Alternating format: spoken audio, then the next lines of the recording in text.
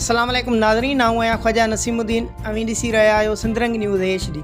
ख़बरुनि जो सिलसिलो जारी रखंदे हींअर आम रिपोर्ट अवां शेयर कंदासीं पीर जो ॻोठ खां। तालके किंगरीअ जो गवर्नमेंट प्राइमरी स्कूल मेहराब भुट्टो मसइलनि जो शिकार थी वियो। जदीद दौर में भी बुनियादी मसइलनि जहिड़ोक बिल्डिंग, चार दीवारी, साफ़ पाणी ऐं वाशरूम न हुजण करे 200 खां वधीक शागिर्दनि जो मुस्तक़बिल दाअ ते लॻल आहे। उन ई हवाले सां स्कूल जे हेड मास्टर ऐं उस्तादनि सां ॻाल्हि ॿोल कंदासीं त उन्हनि जो छा चवणु आहे। तमामु घणी सख़्तु असांजे मास्टर जागोड़ कई आहे बिल्डिंग जे लाइ। ॾिसो था हे कचो लॻो पियो आहे, जे मन ॾिसो था मन में था ॿार पढ़नि पिया।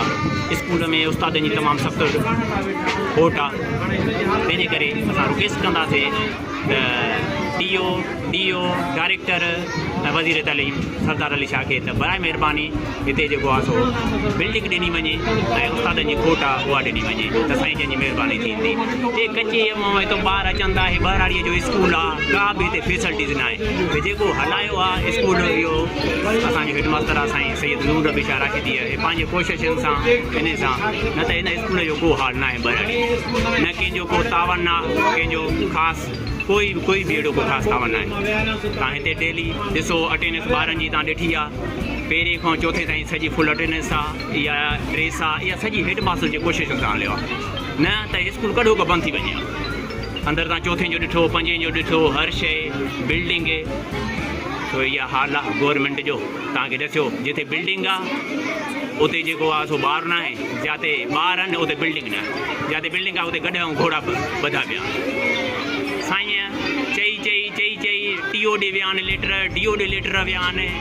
का बि अहिड़ी का शइ का जूअ ई नथी चुरे हुकूमत ॾे। का बि हिकिड़ी ज़रिए जी हिकिड़ी थींदी आहे न त का जूअ चुरे मथे त हिन स्कूल लाइ न काफ़ी स्कूलनि जा इन्हनि जो बिल्डिंग जूं मंज़ूर थी वियूं। असांजे स्कूल जी का बिल्डिंग ई मंज़ूर नथी थिए। हेडमास्टर परेशान लॻो पियो आहे। हू पाण कार्डियो जो मरीज़ आहे, ब्लड प्रेशर जो मरीज़ आहे। उहो बि सुबुह जो फिक्स 7:30 बजे अचे, वेंदे 1 बजे ताईं फुल टाइम ॾे। पाण पढ़ाए, क्लास हलाए, हर शइ में कहिड़े माना इन स्कूलनि में तव्हां ॾिसो विज़िट कयो त तव्हां शइ आहे। असां हितां डेली बेसिस ते तव्हां विज़िट कयो। असांजे टी.ओ. साहब करे, डी.ओ. साहब करे, डायरेक्टर करे, वज़ीर तालीम करे, हिते असांजे स्कूल जी ॾिसे, अटेंडेंस ॾिसे, पढ़ाई ॾिसे, हर शइ ॾिसे, ॿारनि जी हर शइ हलंदी। पर अफ़सोस हिन ॻाल्हि जो आहे जो का बि शइ नथी थिए। असां काफ़ी मीडिया ट्रायल कयो आहे, साईं बि कयो आहे। हाणे अलाह में उमेदु आहे, साईं जन में उमेदु आहे। वरी बि असां रिक्वेस्ट कंदासीं हिननि मासूम ॿारनि ते क़यास कयो वञे, बराए महिरबानी बिल्डिंग ॾिनी वञे ऐं जेको आहे उस्तादनि जी थोरी खोट आहे उहा ॾिनी वञे। पाण हिते सभु उस्ताद ॿार इहे पाणी कढण में पूरा, पाण उस्ताद था पाणी कढनि, ॿार था पाणी कढनि, का हाल न आहे। मेन मसइलो आहे टीचरनि जी खोट आहे। नई अपॉइंटमेंट में उस्ताद मिलनि कोन था ऐं पुराणी बदिली बंदि करे छॾी अथनि। बराए महिरबानी बदिली कनि, उस्तादनि खे ताक़त कनि, स्कूलनि जी खोट खे पूरी कनि।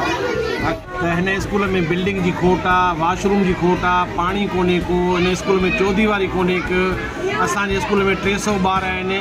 300 ॿारनि खे घणी वॾियूं वेचारियूं उनखे तकलीफ़, पीअण जो पाणी कोन्हे को, असांखे फर्नीचर कोन्हे को, किताब असांखे ॿिए दर्जे जा न मिलिया आहिनि। जेके असांजा 36 ॿार आहिनि उन्हनि खे तकलीफ़ आहे। मूंखे ॿुधायो त असां कंहिंखे तव्हांजो एमरजेंसी लागू आहे एजुकेशन में, ॿुधायो त एमरजेंसी आहे असांजे साम्हूं। असां छा कयूं, कंहिंखे तव्हां चयूं। बिल्डिंग जे लाइ मां लिखी तकलीफ़ ॾिठो आहियां, कोई बि तदारक न थियो आहे। डी.ओ. टी.ओ. डी.सी. ताईं मां टुकियो आहियां, कुझु बि मूंखे अमल न थियो आहे। वधीक ख़बरुनि ऐं अपडेट लाइ ॾिसंदा रहो सिंधरंग न्यूज़ HD।